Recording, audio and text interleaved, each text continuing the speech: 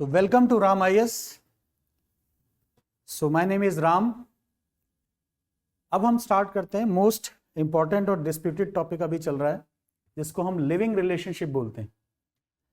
Living relationship को अगर देखा जाए तो सिंपली आप देखिए, बिन फेरे हम तेरे, कोई रिस्पॉन्सिबिलिटी नहीं फिर भी हम तुम्हारे, बिना फेरे के बिना मैरिज के हम आपके साथ रहेंगे। लिविंग रिलेशनशिप कोई ऐसा नया कॉन्सेप्ट नहीं है, लेकिन जब इनिशियल स्टेज में जब हम जंगली लोगों की तरह रहते थे, हुलुलुलु करते थे, तो उस टाइम पे भी लोग लिविंग रिलेशनशिप में रहते थे। लेकिन धीरे धीरे क्या हुआ, जब डिस्प्यूट होने लगे, आपस में झगड़े होने लगे, एक ही औरत को दो लोग बोलने लगे कि ये मेरी वाइफ या मेरी है, ये दूसरा बोलने लगा ये मेरी है, तो लोगों ने सोचा कि एक ऐसा इंस्टीट्यूशन बनाया जाए जिसमें ये फिक्स किया जा सके कि ये जो लेडी है ये इस पर्सन के साथ रहेगी, ये लेडी इसके साथ रहेगी। तो धीरे धीरे क्या हुआ, उससे मैरिज इंस्टीट्यूशन बना। किसी भी इंस्टीट्यूशन को बनने में बहुत टाइम लगता है, लेकिन आज की डेट में जो नए बच्चे हैं, नई जनरेशन है, वो फ्रीडम चाहते हैं, वो अपनी पर्सनल लिबर्टी चाहते हैं, वो रिस्पॉन्सिबिलिटी नहीं चाहते। वो चाहते हैं कि बिना किसी रिस्पॉन्सिबिलिटी के हम एक बारी मैरिज जैसी कंडीशन में रहकर देखें। तो एक नया एक सोशल कस्टम डेवलप हुआ जिसको हम लिविंग रिलेशनशिप बोलते हैं। अब लिविंग रिलेशनशिप को अगर और देखें हम डिटेल में, ये जरूरत क्यों पड़ी इसके लिए, जैसे अभी उत्तराखंड में आपको पता है एक नॉर्म आया, एक पहले तो उन्होंने कोड बनाया, फिर उसके बाद रूल्स भी पब्लिश हुए हैं। क्यों जरूरत पड़ी कि लिविंग रिलेशनशिप के लिए हमें सोचना पड़े समाज को, क्योंकि बहुत सारे ऐसे केसेस हुए, जैसे श्रद्धा आफ्ताब का केस हुआ जिसमें आफ्ताब ने श्रद्धा के पीसेस को काटकर फ्रिज में रख दिया। अब इतने हीनियस क्राइम हुए इसको लेकर, और ये दोनों लिविंग रिलेशनशिप में रह रहे थे, तो सरकार को लगा कि कुछ ना कुछ ऐसा किया जाए जिससे हम इन चीज़ों को रेगुलेट कर सके और इनको एक विमेन को प्रोटेक्शन मिल सके, उसको जो डोमेस्टिक वायलेंस है उससे बताया जा सके। विमेन अगर इस रिलेशनशिप में कोई बच्चा जन्म लेता है तो उस बच्चे के राइट्स मिल सकें। अगर मान लीजिए कोई डेजर्टेड लेडी है तो उसको कुछ मेंटेनेंस मिल सके, इसके लिए सरकार ने सोचा। अब समस्या ये आती है इसमें लिविंग रिलेशनशिप में कि दो स्कूल ऑफ थॉट बनते हैं। कुछ लोग बोलते हैं कि सरकार हमारे पर्सनल रिलेशनशिप में इंटरफेयर कर रही, हमारा राइट टू प्राइवेसी है under article 21, right to personal liberty है। सरकार ये बोलती है कि ठीक है, राइट टू प्राइवेसी है, राइट टू पर्सनल लिबर्टी है, but at the same time कुछ चीजें ऐसी हैं जो विमेन को प्रोटेक्शन मिलना चाहिए, विमेन के राइट्स मिलने चाहिए। इसलिए सरकार ने इसमें लिविंग रिलेशनशिप में रूल्स बनाने शुरू किए, और ये सब यूनिफॉर्म सिविल कोड में, क्योंकि सिविल लॉ के अंदर में आता है, मैरिज से रिलेटेड या रिलेशनशिप से रिलेटेड सिविल लॉज में आता है, तो सरकार ने सिविल लॉज बनाना शुरू किया। उत्तराखंड की बात करते हैं, क्योंकि उत्तराखंड सरकार में ये सब, अभी सरकार ने उसको एक्ट भी बनाया है, प्लस रूल्स भी अभी पब्लिश किए हैं रिसेंट में, इसलिए जरूरत पड़ी हमें। अब बात आती है कि recently Uttarakhand uniform civil code भी, प्लस अभी तो रूल भी इशू हो गए।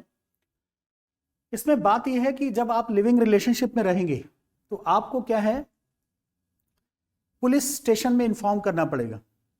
अब ये भी कंपलसरी कर दिया है, प्लस आपको रजिस्ट्रार के पास आपका स्टेटमेंट ऑफ लिविंग रिलेशनशिप जाएगा।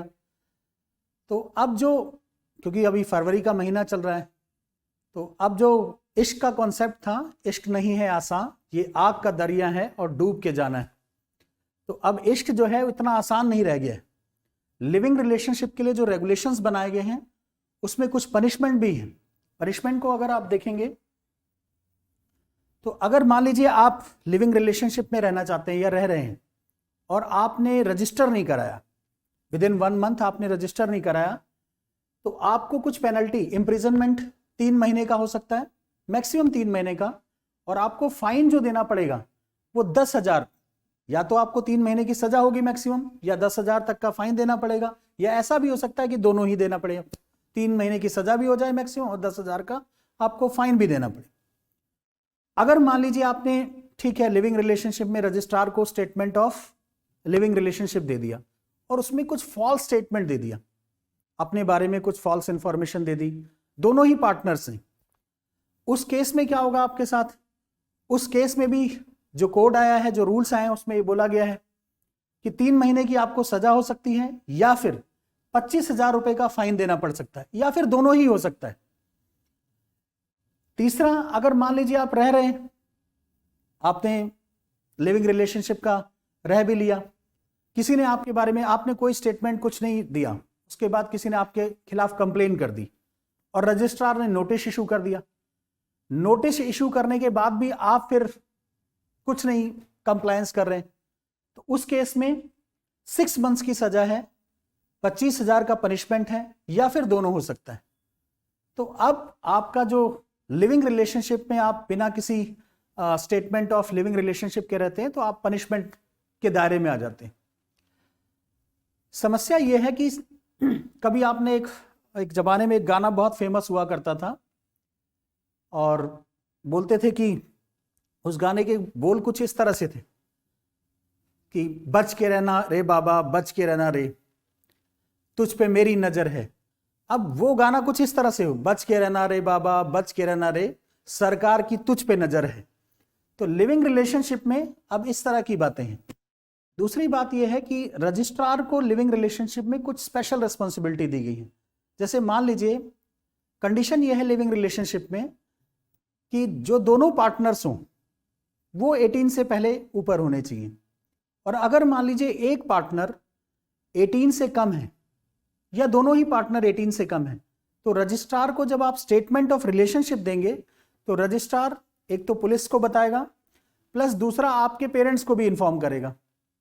तो आपके पेरेंट्स को भी पता चल जाएगा कि आप लिविंग रिलेशनशिप में रह रहे हैं।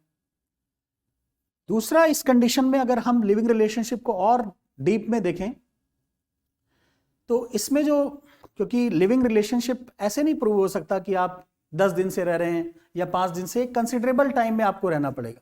और मान लीजिए लिविंग रिलेशनशिप की कंडीशन ऐसी होनी चाहिए, मैरिज लाइक कंडीशन होनी चाहिए, और मान लीजिए उसमें कोई बच्चा हो गया।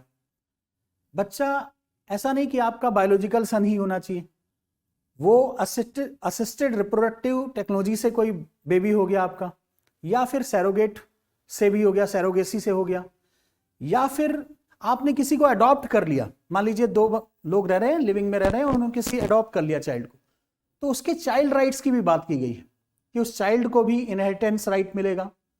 तो बायोलॉजिकल सन हो या सैरोगेट बच्चा हो या फिर असिस्टेड रिप्रोडक्टिव टेक्नोलॉजी से बच्चा कोई हो, या फिर आपने लिविंग में रहते हुए किसी को अडॉप्ट कर लिया, तो उस केस में भी आपको उसको इनहेरिटेंस राइट देने पड़ेंगे।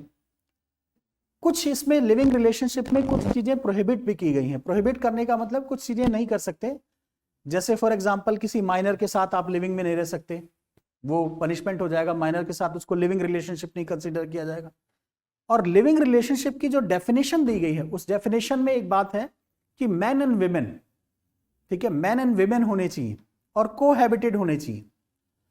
ठीक है, लोगों को इच्छा है कि साथ में रहना चाहते हैं, वो टेस्ट करना चाहते हैं, वो अपनी कंपेटेबिलिटी देखना चाहते हैं, वो इमोशनल कंपेटेबिलिटी देखना चाहते हैं, वो देखना चाहते हैं कि हम साथ में रह पाएंगे कि नहीं रह पाएंगे। अभी अगर आप नॉर्थ ईस्ट में जाइए ना, तो कुछ ट्राइब्स हैं, ऐसा कुछ नहीं है कि कोई नया कॉन्सेप्ट है, कुछ ट्राइब्स ऐसी हैं जो लिविंग रिलेशनशिप में रहती हैं। मैरिज से पहले वो 1 मंथ के लिए रहती हैं, फिर वो देखते हैं कि इनकी कंपेटेबिलिटी है, तो फिर वो मैरिज करते हैं।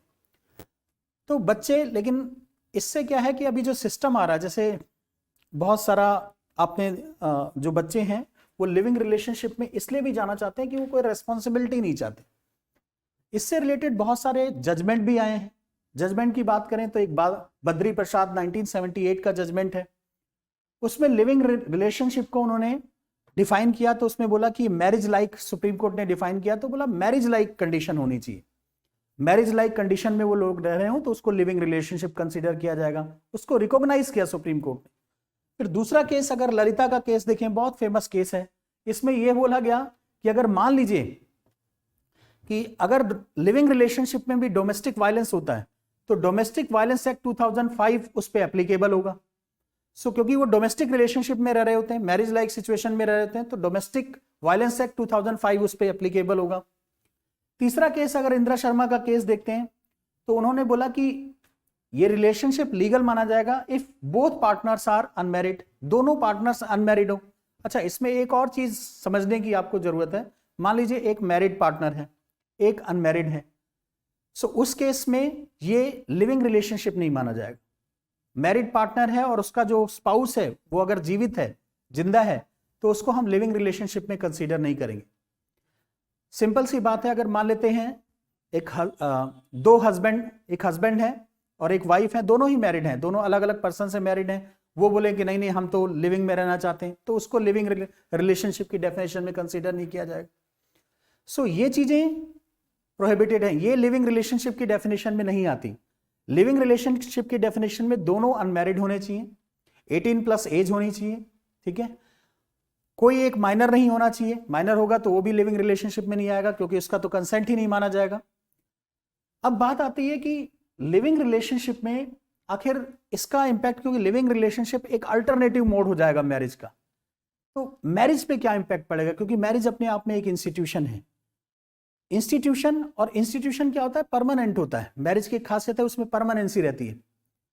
तो ये इंस्टीट्यूशन पे क्या इफेक्ट पड़ेगा? सबसे पहला इफेक्ट पड़ेगा इस पे कि सोशल चेंज, सोसाइटी में एकदम चेंज आना शुरू होगा। चेंज कैसे आएगा? क्योंकि मैरिज में लाइबिलिटीज बहुत होती हैं, रिस्पॉन्सिबिलिटीज बहुत होती है मैरिज करने के बाद। लिविंग रिलेशनशिप में कोई रिस्पॉन्सिबिलिटी नहीं, सेम बात, बिन फेरे हम तेरे। दूसरा, इंडिविजुअल ऑटोनॉमी। अब मान लीजिए लिविंग रिलेशनशिप में क्या है, इंडिविजुअल फ्रीडम मिलेगी। अभी हम कंसेंट में हैं, लिविंग रिलेशनशिप में रह रहे हैं, मन किया जब तक रह रहे हैं तब तक रह रहे हैं, नहीं किया तो छोड़ दिया। लेकिन मैरिज में क्या होता है, अगर आपने मैरिज कर लिया तो उसमें फिर डाइवोर्स देना पड़ेगा। लेकिन लिविंग रिलेशनशिप में इसलिए ज्यादातर लोग लिविंग कोई रेस्पॉन्सिबिलिटी नहीं लेना चाहते क्योंकि उसमें बहुत ज्यादा लीगल रेस्पॉन्सिबिलिटीज होती है मैरिज। तीसरा, कमिटमेंट डायनेमिक्स। अब इसमें कमिटमेंट डायनेमिक्स जो है वो भी टाइम के साथ चेंज होता रहता है। मान लीजिए मैं आज इसके साथ लिविंग रिलेशनशिप में हूँ, 6 महीने तक मैं रहा, मेरा मन किया कि मैं इसके साथ हूँ, फिर उसके बाद हमें लगा कि नहीं नहीं हम नहीं हैं, तो दूसरे के साथ हम रह लेंगे या दूसरे के साथ लिविंग में अटैच हो जाएंगे। Next, testing compatibility. एक तरह से ये क्या करेगा, लिविंग रिलेशनशिप एक टेस्टिंग कंपेटेबिलिटी करेगा, और फिर अगर हमें लगता है कि we are comfortable with each other, we are capable and we are competent with each other, तो हम उसको मैरिज में कन्वर्ट कर सकते हैं। लीगल एंड सोशल चैलेंजेस आने वाले टाइम में इसमें, जैसे लिविंग या मैरिज की बात करें तो बहुत सारे लोग ना मैरिज करना ही बंद कर देंगे। जैसे आपने एक बहुत फेमस फुटबॉल प्लेयर का नाम सुना होगा, तो उन्होंने क्या किया है, सिर्फ मैरिज नहीं की है, उनके बच्चे भी हैं, बायोलॉजिकल सन्स भी हैं, उनकी वाइफ भी है, रोनाल्डो उनका नाम है, तो वो क्या है, लिविंग रिलेशनशिप में रहे। तो लोग धीरे धीरे इस मॉडल को कॉपी करना शुरू कर देंगे।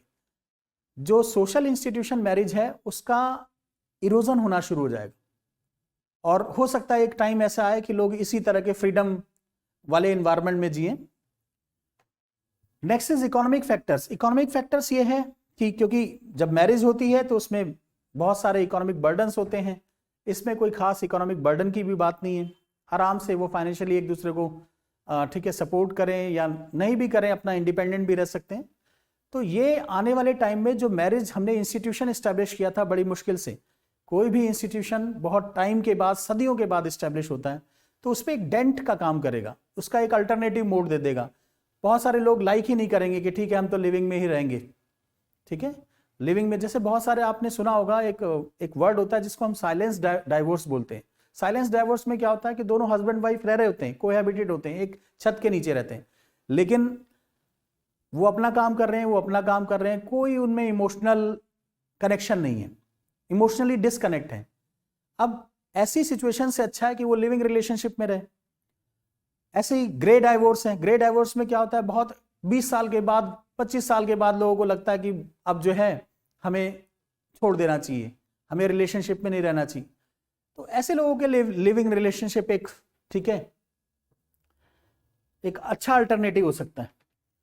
अब बात आती है लिविंग रिलेशनशिप में कि चैलेंजेस, क्या चैलेंजेस हैं उन जो लिविंग रिलेशनशिप में रहते हैं बच्चे, उनके साथ या जो भी लोग रहेंगे उनके साथ क्या चैलेंजेस वो फेस करेंगे सोसाइटी में। एक तो सोसाइटी की सबसे बड़ी प्रॉब्लम है कि लिविंग रिलेशनशिप को अभी भी वो एक्सेप्ट नहीं कर पा रहा है।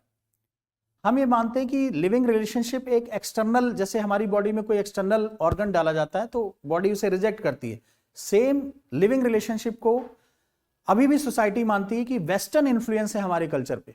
हमारा कल्चरल नॉर्म नहीं है, तो सोसाइटी उसको एक्सेप्ट नहीं कर रही। एक सोशल स्टिग्मा बना हुआ है कि लोग ये इनके जो बच्चे हैं वो क्या लिविंग रिलेशनशिप में रहते हैं, तो एक सोशल स्टिग्मा बना हुआ है। प्राइवेसी कंसर्न की बात है, बहुत सारे लोग जो हैं लिविंग रिलेशनशिप में वो चाहते हैं प्राइवेसी रहे, हमारी राइट टू प्राइवेसी को एक्सरसाइज करना चाहते हैं, हमारा मन हमारी लाइफ हम जैसे मर्जी रहें, तो वो राइट टू प्राइवेसी को लेकर हमेशा उसमें रहते हैं। नेक्स्ट सोशल स्टिग्मा, अभी मैंने बताया आपको। लीगल चैलेंजेस ये हैं। लीगल चैलेंजेस की अगर बात करें तो आप ये सोचिए, मान लीजिए 18 साल का बच्चा है, अब 18 साल का बच्चा है, 21 साल, एक 18 साल की लड़की है, 21 साल का लड़का है, या 19 साल की लड़का है, तो उस केस में क्या होगा, उसके पेरेंट्स को, क्योंकि रजिस्ट्रार क्या करेगा, उसके पेरेंट्स को इन्फॉर्म करेगा। अब पेरेंट्स, प्रॉब्लम ये होगी कि क्योंकि लॉ में लिखा हुआ है कि पेरेंट्स को इन्फॉर्म करना है रजिस्ट्रार, जैसे ही रजिस्ट्रार पेरेंट्स को इन्फॉर्म करेगा वो इसके अगेंस्ट हो जाएंगे। नेक्स्ट आता है जुडिशियल प्रेसिडेंट। बहुत सारे जुडिशियल प्रेसिडेंट आए जिसमें ये अलाउ कर दिया गया कि लिविंग रिलेशनशिप पर्सनल चॉइस है, इसमें कोई ऑब्जेक्शन नहीं होना चाहिए। तो अब क्योंकि प्रेसिडेंट अलाउ करता है बट सोसाइटी अलाउ नहीं करती, तो प्रॉब्लम ये है क्योंकि सोसाइटी को इसको अभी एक्सेप्ट करने में बहुत टाइम लग जाएगा। सोसाइटी किसी भी चीज को, किसी भी न्यू सिस्टम को बहुत धीरे धीरे धीरे एक्सेप्ट करती है। तो ठीक है, लिविंग रिलेशनशिप को लीगली एक वैलिडिटी दी जा रही है, लेकिन सोसाइटल वैलिडिटी नहीं होगी तब तक कुछ नहीं हो पाएगा। जैसे फॉर एग्जांपल डाउरी का केस है। अब डाउरी के लिए डाउरी प्रोहिबिशन एक्ट हमने बनाया, डाउरी प्रोहिबिशन एक्ट होने के बावजूद भी सोसाइटी आज भी डाउरी देती है, डाउरी को लेती है, एक्सेप्ट करती है। डाउरी खत्म हुई? नहीं खत्म हुई। तो सोसाइटी जिस चीज को एक्सेप्ट करेगी तभी वो प्रिवेलेंट हो पाएगा, नहीं तो नहीं हो पाएगा। नेक्स्ट प्रॉब्लम है इसमें emotional, physical and psychological risk. इसमें लिविंग रिलेशनशिप में एक सबसे बड़ी प्रॉब्लम यही है कि मान लीजिए इसमें भी डोमेस्टिक वायलेंस होना शुरू किया, लोगों ने एक दूसरे को, ठीक है, अब्यूज करना शुरू किया, तो उस केस के लिए ही ये रेगुलेशन बनाया गया है। जो भी ये रेगुलेशन बन रहे हैं, रूल्स बन रहे हैं, एक्ट बन रहे हैं, कोड बन रहे हैं, तो इसलिए बन रहा है कि डोमेस्टिक, क्योंकि वो डोमेस्टिक रिलेशनशिप में रहेंगे तो डोमेस्टिक जो भी अब्यूज होंगे उसको वो, ठीक है, एड्रेस किया जा सके।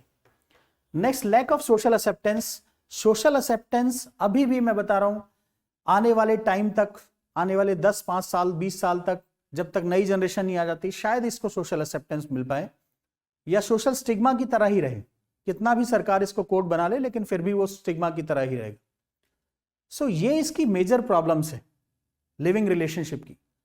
बिल्कुल ठीक है, आप लिविंग रिलेशनशिप में देखिए, आपकी पर्सनल लाइफ है, पर्सनल लिबर्टी है, बिल्कुल पर्सनल लिबर्टी है, बट अगर सोसाइटी इसे रिकॉग्निशन नहीं देगी, सोसाइटी इसे एक्सेप्ट नहीं करेगी, तो आपको कहीं पे, जैसे फॉर एग्जांपल इसमें एक और नॉर्म है कि जो लैंडलॉर्ड होगा, जो आपको रेंट पे देगा, उसको भी आपको इन्फॉर्म करना पड़ेगा, ठीक है, और रजिस्ट्रार ये सारी इंफॉर्मेशन लोकल पुलिस स्टेशन को देगा। सो इन केस मान लीजिए कुछ भी होता है तो लोकल पुलिस स्टेशन आप पे एक्शन ले सके। तो ये सारा इस कोड और रूल में लिखा गया। अब देखिए, आप अगर देखेंगे तो कितना इंटरफेरेंस है स्टेट का एक पर्सनल उसमें। अभी डिबेट जो चल रही है इस पे, ये बात ये चल रही है कि whether state should interfere in the personal matters to such an extent और नॉट। इस तरह इतने लेवल पे स्टेट इंटरफेयर कर सकती है कि नहीं कर सकती। एक स्कूल ऑफ थॉट इसके बिल्कुल अगेंस्ट है कि क्योंकि राइट टू पर्सनल लिबर्टी है, हमारी लिबर्टी, हम डिसाइड करेंगे कि हमें कैसे जीना है, कैसे करना है, स्टेट को इतना इंटरफेयर नहीं करना चाहिए, ठीक है। सो ये आपका एक छोटा सा टॉपिक था, ठीक है। आगे आप, ठीक है, डिसाइड करिए कि क्या होगा, ठीक है।